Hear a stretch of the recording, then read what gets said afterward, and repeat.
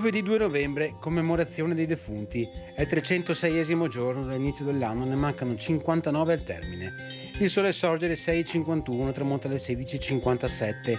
La luna si leva alle 20.10, tramonta alle 12.09.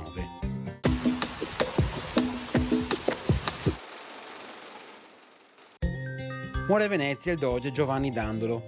Sotto il suo principato si coniò per la prima volta il Ducato d'Oro, o zecchino veneziano. La moneta, che recava inciso sul fronte la figura del doge inginocchiato ai piedi di San Marco e sul verso il Cristo benedicente, fu apprezzata in tutti i mercati e durò fino alla caduta della Repubblica e anche oltre, vista la purezza intrinseca del metallo.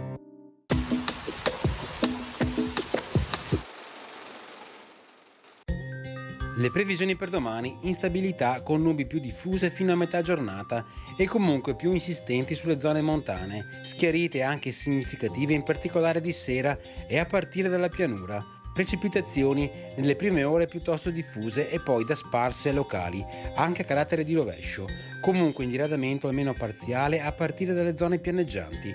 Limite delle nevicate in abbassamento fino a quote dell'ordine dei 1500 metri. Temperature minime in calo anche sensibili in montagna.